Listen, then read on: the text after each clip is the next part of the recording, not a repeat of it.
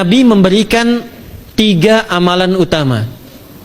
Saya akan bacakan dengan cepat 3 amalan utama yang dikuatkan oleh beliau kepada para sahabat sebelum tiba Ramadan dan sampai sekarang menjadi kurikulum Ramadan Nabi. Jadi kalau ibu bapak ingin mengeluarkan kurikulum Ramadan Nabi, nanti bikin agenda saat Ramadan ya, supaya nggak pusing nanti kalau masuk hari pertama apa yang dikerjakan, hari kedua apa yang dikerjakan, subuh apa, siang apa, sore apa. Cuman nanti saya berikan 3 yang pokok ini. Ada 3. 1, meningkatkan sholat. Saya ulang ya, meningkatkan apa? Sholat. Kalau meningkat secara singkatnya berarti bertambah dari yang sekedar fardu, tambah dengan apa? Sunnah. Maka dari sekarang keluarkan semua jenis sholat-sholat sunnah. Keluarkan dari sekarang apa saja, siang dan malamnya. Yang rawatib ada berapa rawatib? Rawatib 12. Ya, rawatib itu yang melekat dengan sholat fardu dan menentukan untuk memperbaiki sholat fardu. Menambah. Jadi kalau kurang khusyuk ditambah dengan sunnahnya disebut rawatib. Bisa sebelum, bisa setelah sholat fardu. Ada 12 dari hadis Nabi sallallahu alaihi wasallam. Man shalla isnatai asyrata raka'atan, siapa yang sholat 12 rakaat fi yaumin wa lailatin, yang mengiringi sholat fardu siang dan malam. Ya, bunyalahu bihinna baitun fil jannah, maka akan dibangunkan baginya satu rumah di surga kalau konsisten menunaikan 12 itu sampai meninggal dunia. Sahabat yang mendengar itu mengatakan kompak semuanya, sejak mendengar hadis itu kami usahakan istiqomah sampai meninggal tidak meninggalkannya. 12 itu 2 sebelum subuh, cepat. 4 sebelum zuhur, 2 setelah zuhur, 2 setelah maghrib, 2 setelah isya. 2 rakaat sebelum subuh, 4 rakaat sebelum zuhur. Kalau nggak bisa 4 rakaat karena terbatas waktunya, boleh 2 rakaat khusus untuk sebelum zuhur. Kalau nggak bisa 4, boleh berapa?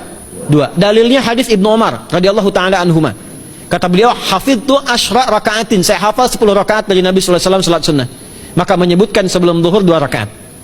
Baik, jadi 12 ya. 2 sebelum subuh, 4 sebelum zuhur, 2 setelah zuhur, 2 setelah maghrib, 2 setelah isya. Ini yang disebut dengan rawatib. Jamak dari kata ratib. Di luar ini mutlak. Mutlak ini ada yang berdampingan dengan salat fardu, ada yang terpisah. Contoh yang berdampingan, 4 rakaat sebelum asar. 4 rakaat ini bukan disebut rawatib, tapi salat mutlak. Cuma waktunya berdampingan dengan salat fardu. Jadi dia nggak memengaruhi salat fardu, cuma punya keutamaan sendiri. Apa keutamaannya? Hadis Ibnu Umar radhiyallahu taala anhuma, ketika beliau menyampaikan qala Nabi sallallahu alaihi wasallam, rahimallahu ra'an shalla qabla al-'asri arba'an. Allah akan menambahkan rahmat pada orang yang terbiasa salat 4 rakaat sunnah sebelum salat asar. Jelas ya? Baik. Kemudian apalagi setelah itu? Salat di antara 2 adzan dan 2 adzan ini, adzan dan iqamah. Ya, di antara adzan dan iqamah. Tahiyatul masjid. Apalagi misalnya salat duha. Duha dibagi 3. Awal duha itu kurang lebih 1,5 jam setelah salat subuh. Subuh sekarang misal 4:30, maka jam 6 muncul awal duha. Namanya syuruk. Saya ulang, salat apa namanya? Syuruk itu salat awal duha. Jumlah rakaatnya 2 rakaat. Man shalal ghadata fil jama'ati thumma yaqudu yadhkurullah subhanahu wa ta'ala fa yusalli rak'ataini fakana alaihi ka ajri umratin wa hajjin, ya ka ajri ummatin wa hajjin tamatan. Siapa yang salat subuh 2 rakaat dengan berjamaah, ya, dan umumnya kalau berjamaah bisa ke masjid di masjid. Kalau tak mampu ke masjid, tunaikan di rumahnya. Setelah itu tidak beranjak dulu, dia duduk untuk berzikir kepada Allah. Zikir itu bisa baca Quran. Quran surah 15 ayat 9 itu Quran disebut dengan zikir. Quran surah 54 ayat 17, 22, 32, 40 itu Quran disebut dengan zikir. Bisa baca Quran, bisa berdoa. Doa disebut dengan zikir. Quran surah ke-7 ayat 205. Ya. Bisa dengan apa lagi? Bertafakkur, ya, mengaji, ta'lim, itu disebut dengan zikir. Ali Imran ayat 190 191. Alladzina yadhkurunallaha qiyaman wa qu'udan wa 'ala junubihim wa yatafakkaruna fi khalqis samawati wal ard. Ya, disebut dengan zikir. Bisa bertasbih. Zikir pagi petang, kalimat-kalimat thayyibah, ada itu di Quran surah ke-4 ayat 103. Jadi habis salat subuh zikir dulu. Doa dulu, zikir dulu, belajar dulu, tafsir dulu. Setelah itu muncul syuruk. Perjalanannya disebut isyraq, melewati masyrik, 1 tombak bayangan, dia salat 2 rakaat, itu pahala salatnya senilai haji dan umrah. Sempurna. Bukan sudah haji, bukan. Mau kemana? Ibu mau haji dulu? Tidak. Ya, hajinya nanti bulan Dzulhijjah. Tapi senilai haji dan umrah itu 2 rakaat. Awal duha disebut apa? Syuruk. Pertengahan duha sekitar jam 9 jam 10. Jumlahnya 2 sampai 4 rakaat. Ya, 2 sampai 4 rakaat. Apa fungsinya? Satu, mengganti seluruh zikir yang ada dalam tubuh kita. Mata berzikir, telinga berzikir, lisan berzikir, bisa diganti dengan 2 rakaat duha. Itu waktunya pertengahan duha, kurang lebih dari jam 8, 9, 10 lah, kurang lebih 3 jam itu ya. Yang kedua, bisa menghambat atau menghentikan, menahan satu musibah umum. Misal ada kebanjiran nih atau macet nih, orang-orang kena macet, bapak yang biasa sholat duha pertengahan itu tiba-tiba ditolong oleh Allah, dibebaskan. Tiba-tiba ada orang datang, Pak lewat sini di sana macet, atau dibimbing ada kontraflow. Itu manfaatnya duha tuh, yang pertengahan. Yang terakhir adalah akhir duha, sekitar jam 10 sampai jam 11 menjelang ke zuhur ya. Akhir duha itu jumlahnya dari 2 bisa 4 sampai 8 rakaat. Di antara manfaatnya bisa mempermudah datangnya rizki dengan izin Allah subhanahu wa ta'ala ketika ikhtiar. Itu duha. Nanti ke malamnya silahkan tahajud, tingkatkan tarawihnya sampai ditutup dengan witir. Itu salat. 2 yang terakhir saya cepat. 2 yang terakhir adalah banyak berinteraksi dengan Al-Quran. Ada 3 caranya.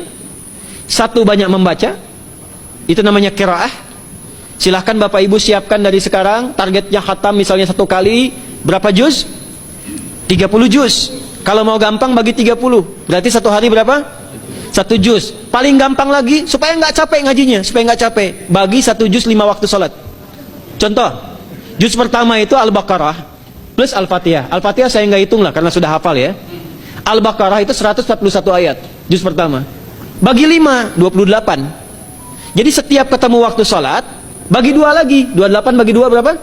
14. Sebelum sholat baca 14 ayat, setelah sholat baca 14 ayat. Itu 14 ayat tuh paling-paling nggak nyampe 5 menit Bu Pak. Kalau investasi 10 menit setiap waktu sholat, bagi 2 kita baca 14 ayat, itu insya Allah selesai Ramadan khatam Quran. Itu udah rumus. Ya, tidak cukup dengan amin, siapkan dari sekarang. Siapkan.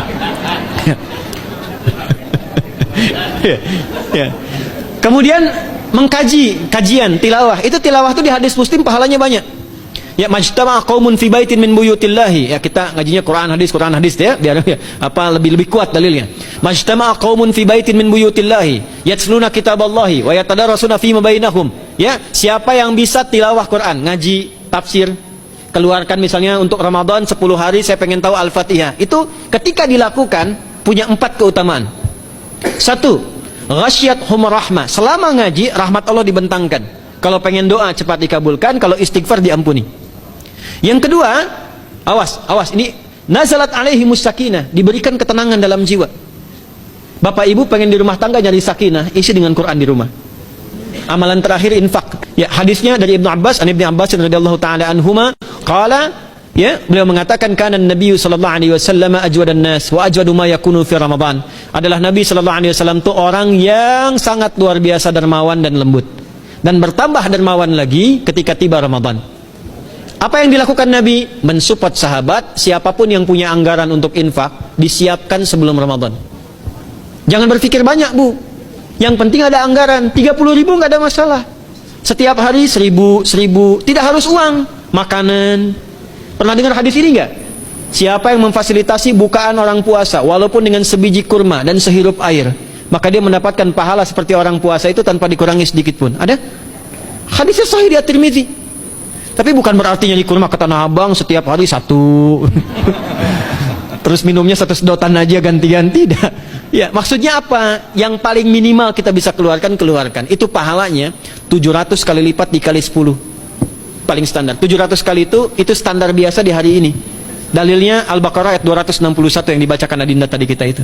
Ramadan kali 10 lagi. Maka dari itu disiapkan dari sekarang untuk infak,